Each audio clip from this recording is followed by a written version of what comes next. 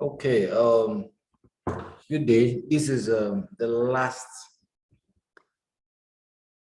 This is the last module for this particular course. We'll be looking at procurement. So we are starting with plan procurement management. Okay. When we talk about procurement, we're talking about acquisition, acquiring something, maybe buying something or getting somebody to carry out a service for you or do a project for you. Okay, that's what we talk about when we talk about procurement. So what is procurement management plan? The procurement management plan is a document that outlines the specifications for procuring work from outside sources. It specifies the type of contract that will be used, describes the process for obtaining and evaluating bids, mandate the standardized procurement document that must be used, describe how multiple providers will be managed. Okay, now the process allows project managers to document project purchasing decision, specify the approach to be followed by the project procurements, and identify potential sellers to meet the purchase requirements of the project. So when we talk about sellers are the people that you get to do your project for you. Maybe you have a job, you have a project in a company, and you want to get a different company to come in and carry out or execute that project for you. Maybe a company, say an oil and gas company, wants to build a residential apartment. They will go to a construction company and acquire their services. Okay, so the cost of doing that is what we refer to as procurement.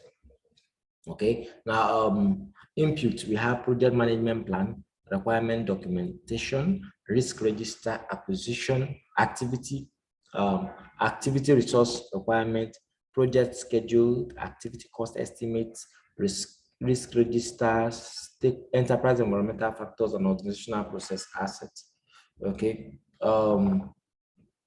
tools and tech, we have make or buy analysis, we have expert judgment, market research, meetings. The output at the end of the day, we have the procurement management plan, procurement statement of work, procurement documents, resource selection criteria, make or buy decision, change requests, project document updates, and so on. Now, various components provide input to the plan procurement management process. We have dealt with a couple of these guys. We have project management plan, requirement documentation, we've dealt with it. Risk register, activity resource requirement, project schedule, activity cost estimate, risk register. Okay, it's stakeholders register, enterprise environmental factors, and organizational processes. We've done most of these things. Now let's talk about contracts. Contracts are mutually binding agreement that details the obligation of both parties in terms of procuring work. Now, when we talk about contract, most people misunderstand it most times to refer to it as a written document that is legally binding. Yeah, it's legally binding, yes, but it must not be written. A verbal agreement is also a contract. Okay, especially one that you can prove, that has proof. Maybe you have a witness or there's a proof relating to it. Once you have that, you have a contract. Okay, now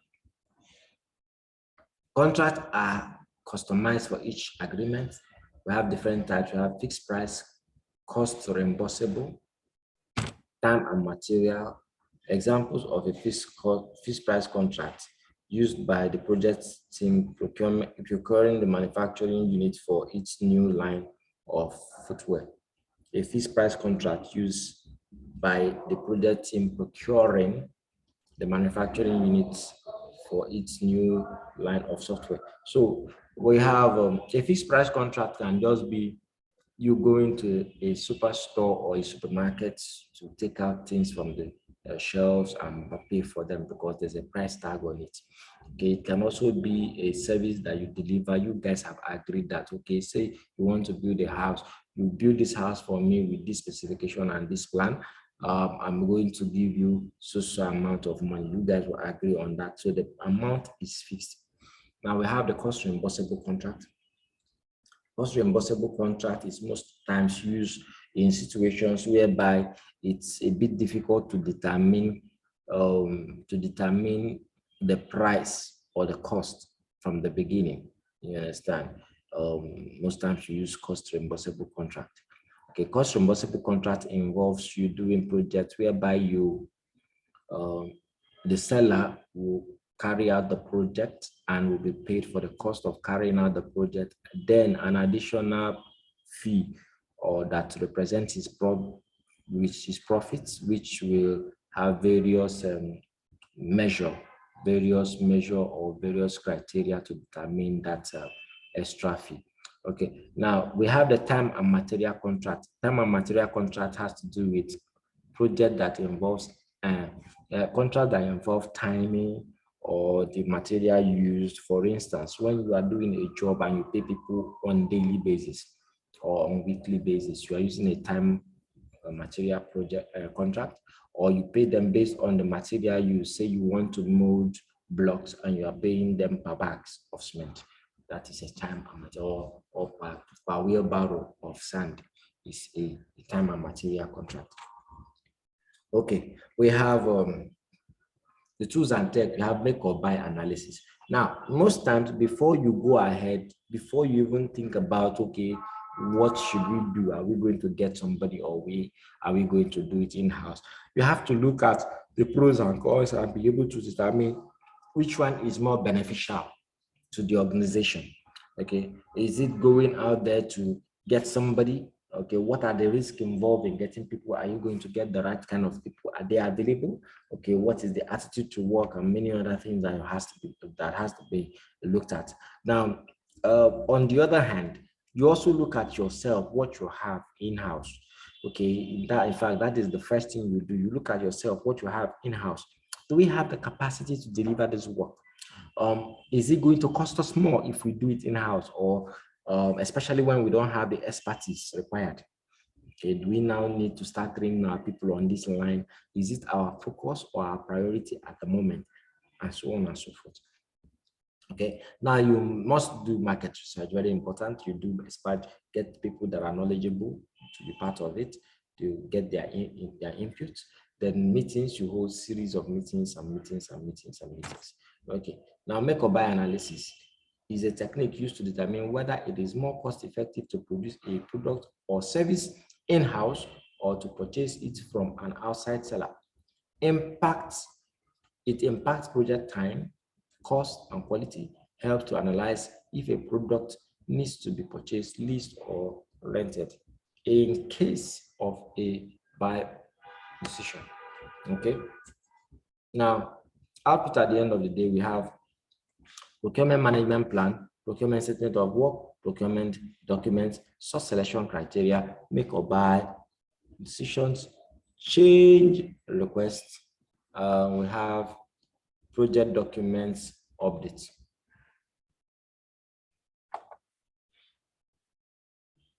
Okay.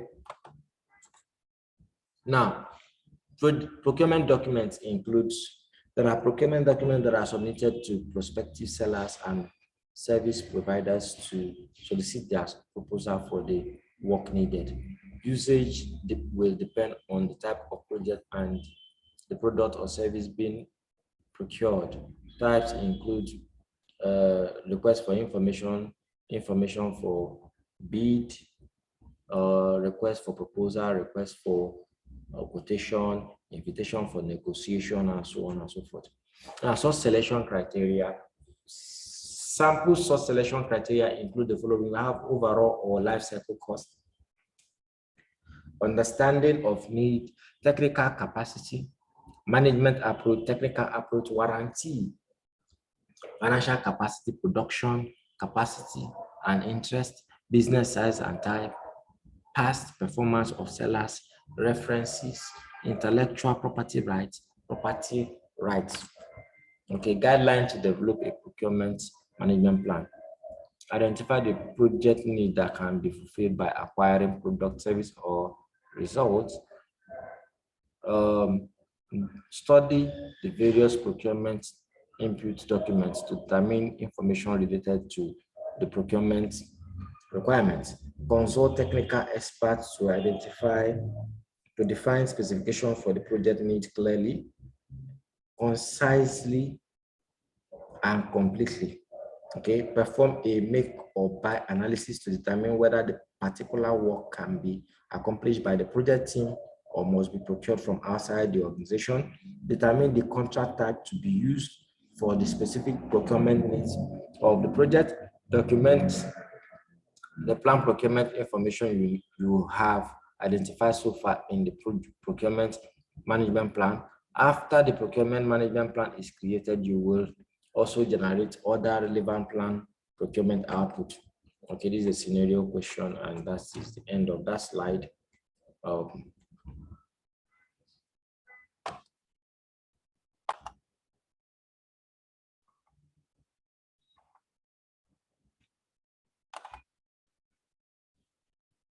Okay, let's continue and conclude. Okay, conduct procurement is the next thing that we have to do. Okay, in the conduct procurement process, the project manager will obtain sellers' responses and select a seller and award contract to identified seller for the procurement of the required product, service, or results from the seller. Now, input, you have the project management plan, procurement document, source selection criteria, select seller proposal, project document, make or buy decision, procurement statement of work, we have organizational process assets. Then tools and tech, you have bidder conference, proposal evaluation technique, independent estimate, expert judgment, advertising, analytical technique, procurement negotiation. Then output at the end of the day, you have the selected sellers, agreement, resource calendar, change request, project management plan, update, and project document updates. Input, you have the procurement. Okay, we have talked about some of these things.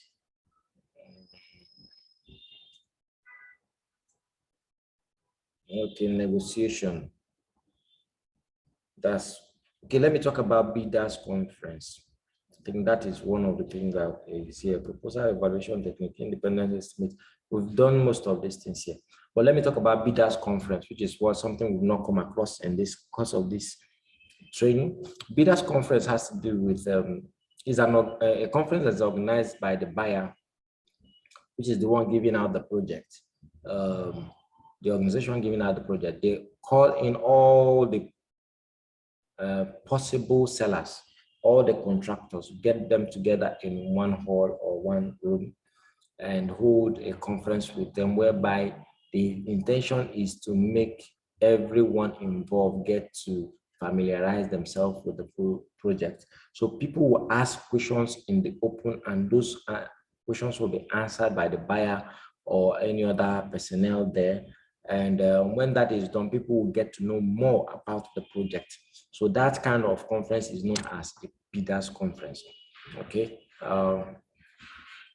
Now let's talk about procurement negotiation. Is the process of bargaining to come to a mutual agreement regarding the terms and conditions of a contract.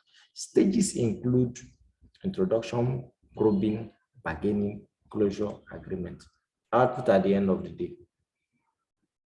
We have selected seller, agreement, source, resource calendar, change request, project management plan update, and project document update.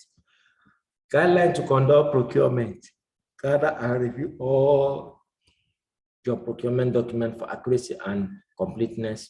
If necessary, obtain or develop a qualified sellers list. Determine how that's the qualified sellers list is a list of sellers that are qualified to carry out that job. But from them, you will select one amongst them that will do the job. Okay, but something can change, and if it happens that your the sellers that is selected cannot deliver, you already have the next person in line to actually utilize in achieving the objective of that organization through that project. Now, you determine how and from whom you will request sellers' responses.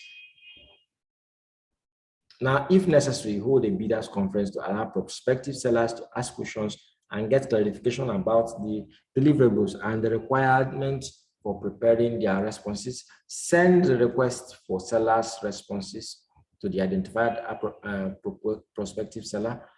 The type of request sent to prospective seller is dependent on the procurement criteria set for the project. The type of request sent to obtain responses include requests for bid, requests for proposal, and so on and so forth. Now, assign a numerical weighting factor to each evaluated criteria or category of criteria based on its relative importance to the source selection, source of the project. Develop or obtain a rating scale for scoring the criteria. Score each prospective seller on each criteria by using the rating scale, and multiply the seller score by the weighting factor for each criteria or sum of the criteria in category. Add the additional final score. Select the seller with the highest score. If necessary, negotiate with the seller on the terms and conditions of the contract. It is a good idea to identify seller who will be your second choice. Now, I'm going to do something here. I'm going to pick out a note.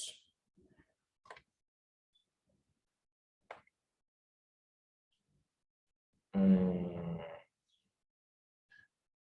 think we have not the chart now.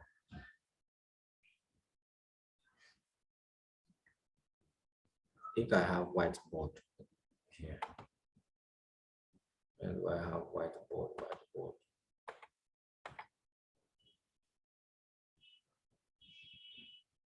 Come on. All participants.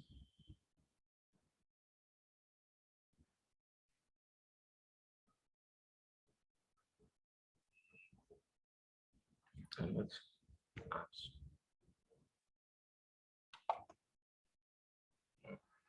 That's not what I want.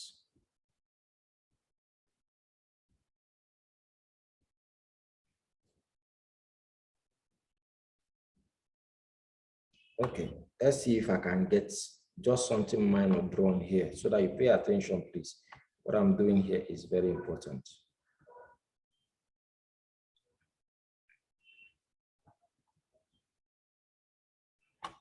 Let's say there's a project of a young lady she has three people that want to, ask her hand in marriage, and she wants to determine who she should choose amongst the three persons. Okay, so we are going to do what we call multi-criteria selection technique. Now, I will draw a chart here. Just follow me gradually. So that as we do that, you get to learn something new. Okay. We have, how many are there now? Let's say we have 4 of them, 4 guys that wants a lady. Okay. So we have criteria.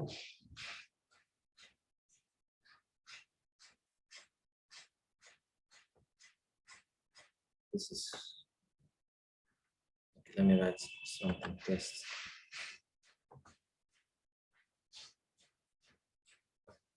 Just follow me gently.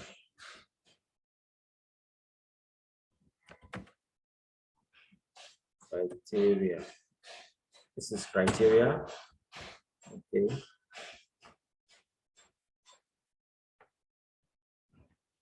Okay. Sorry. This is we have chooks.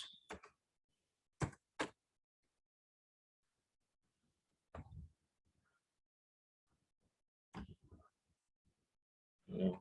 Can I reduce the font?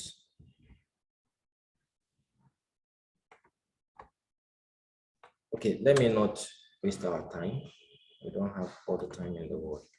Let me just make this C. Mr. C, Mr. A. Okay. And this is Mr. B.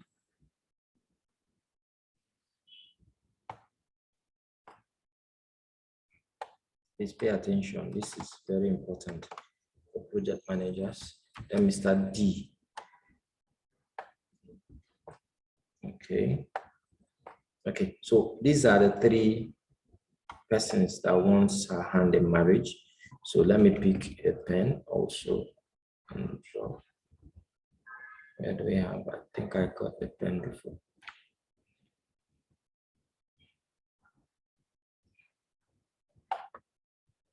I need to put a line here.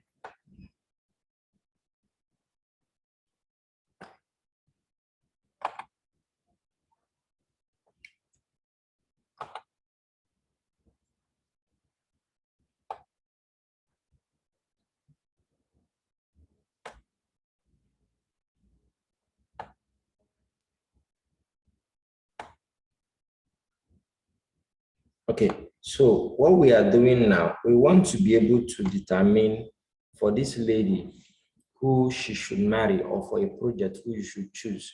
So the things that we're going to use, say we are looking at, let me put item 1, say item 1 is handsome. Okay. Handsome or good looks.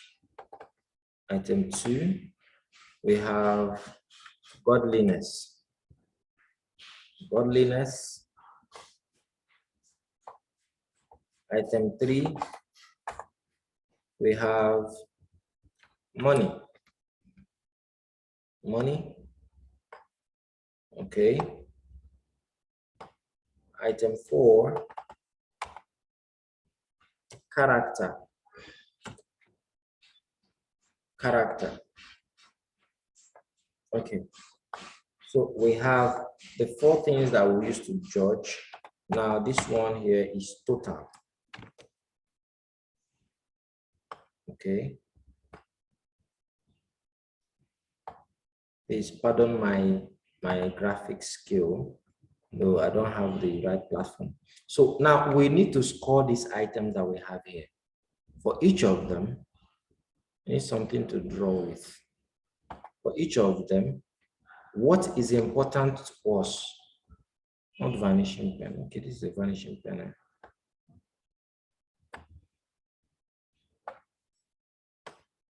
I don't know how to use it.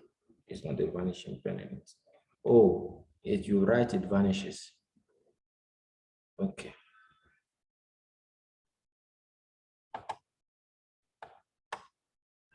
No, that's not what I want. I want to draw with a pen.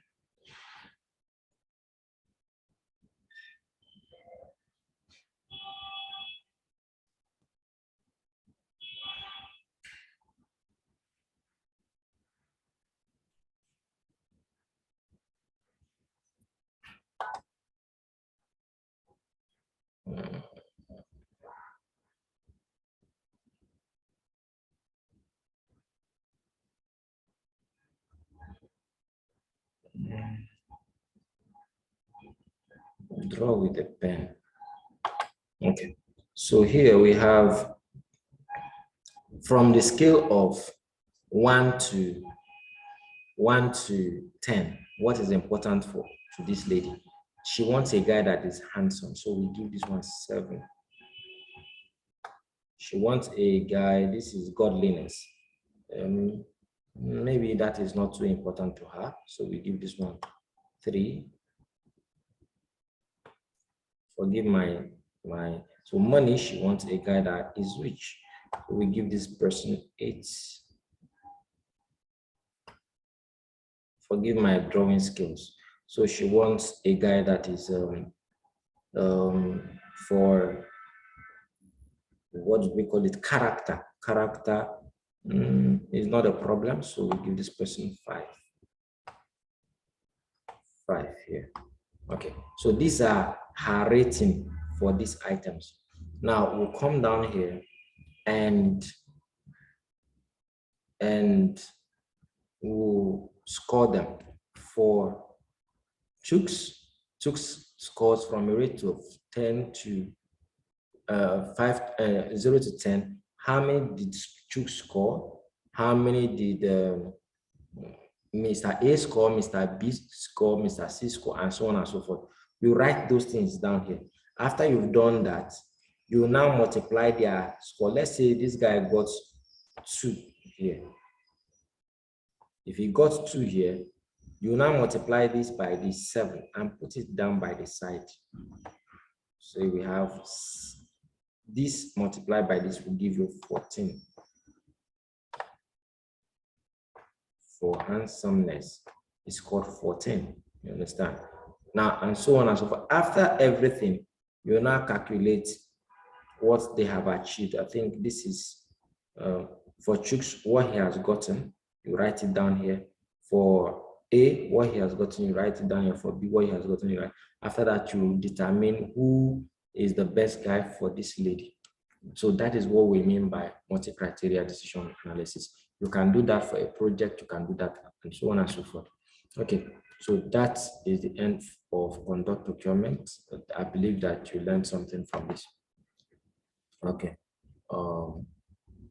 let me pause this. So this is the last slide for this course, and we are going to conclude with this. So I believe we've had a lot of fun following me, and we've been able to learn a lot on this course. Now, we will be carrying out close a project or phase and close procurement.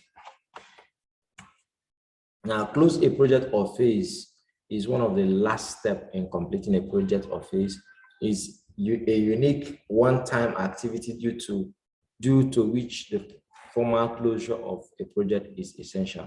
In some cases, without an official closeout of a project or phase, the next related activity, phase, or project will not get started.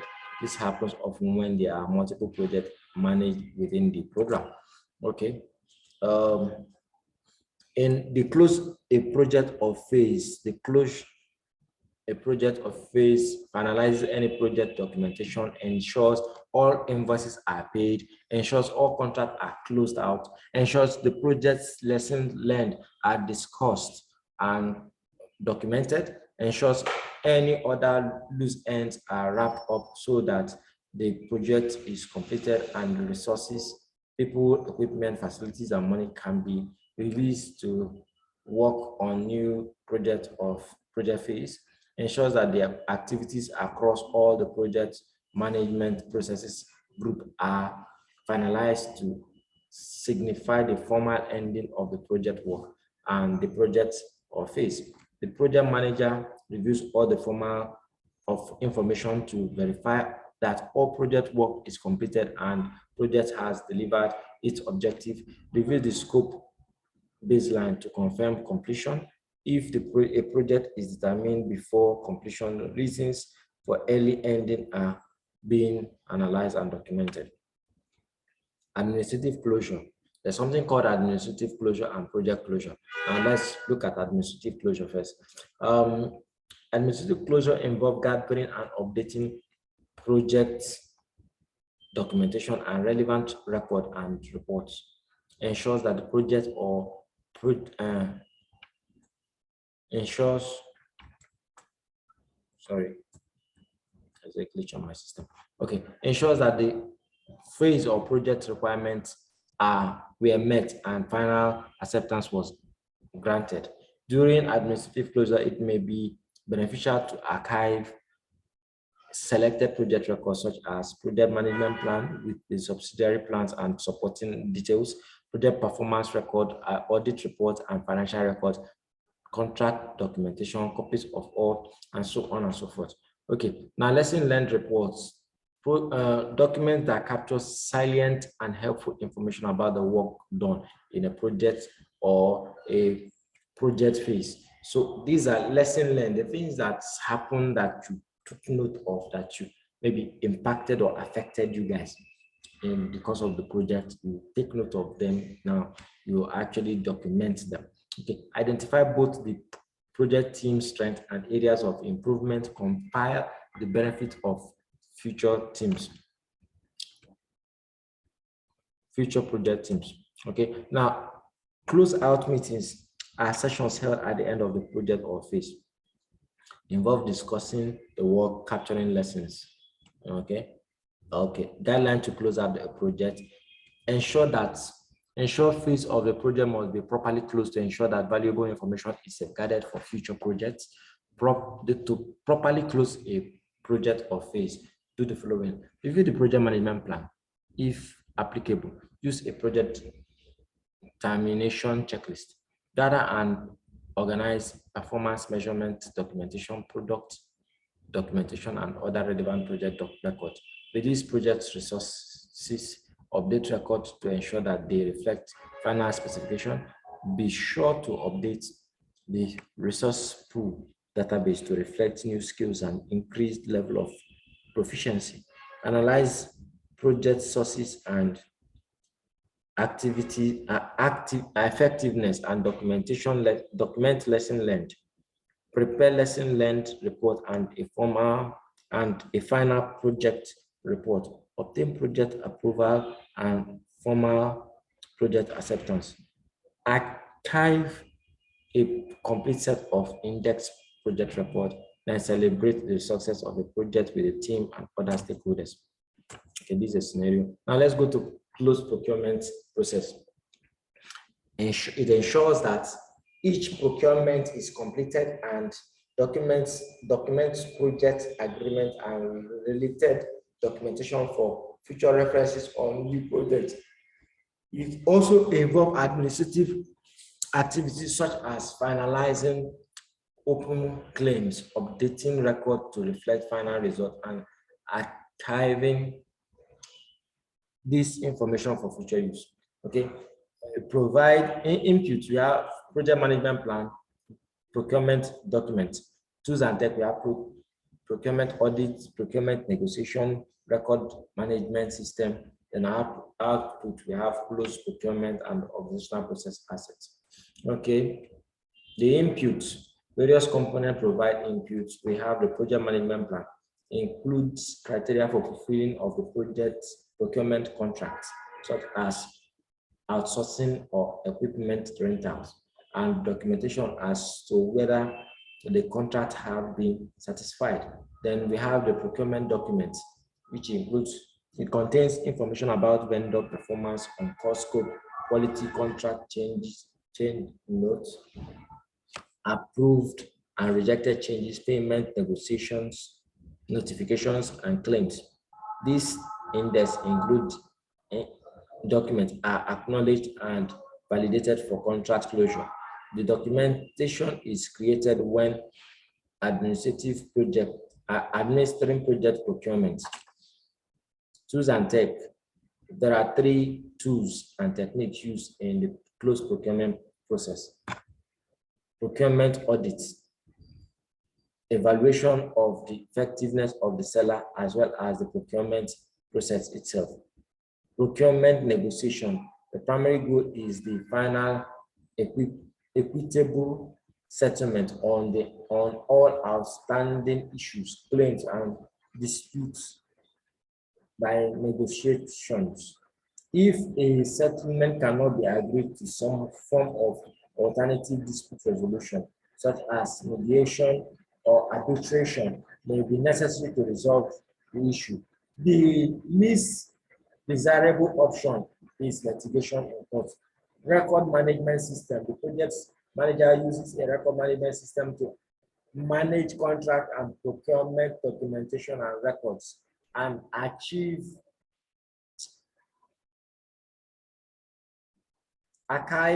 the project contract documents.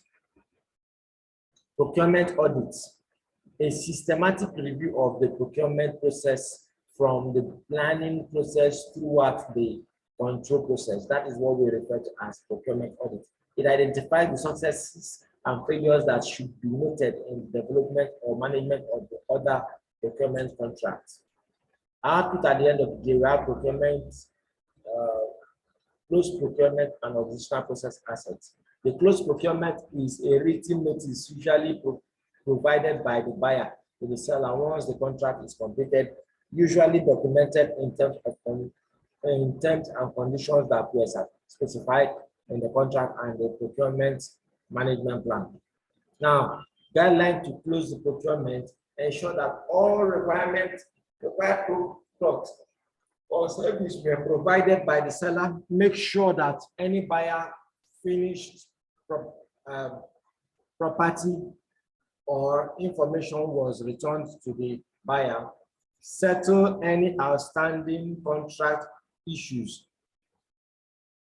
Are there any claims on investigations pending on the contract?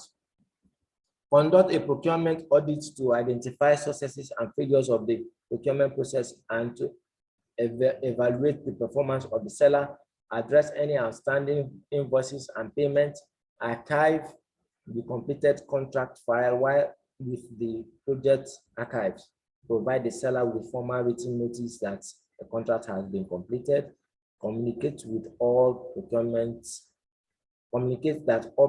are closed, and update organizational process asset document as needed.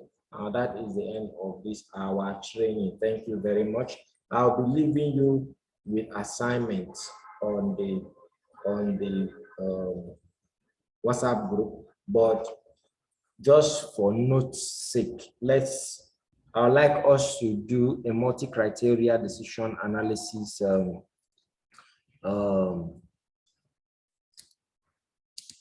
assignment. Okay, now I want you to pick any venture. It can be something like organizing an in-house party, okay, or building a house, or hosting a birthday. Let's pick something like organizing a birthday, and you want to pick caterers that will cook or prepare dishes for you, and you have 5 of them. I want you to do a multi-criteria decision analysis to enable you choose one among the 5 caterers that you have, that will provide food for your event. Okay, so you can use multi-criteria decision analysis to actually carry out that assignment. So thank you very, very much. And I'll see you guys when I see you. Do have a wonderful time, and I wish you all the best on your future endeavors. Thank you, and thank you.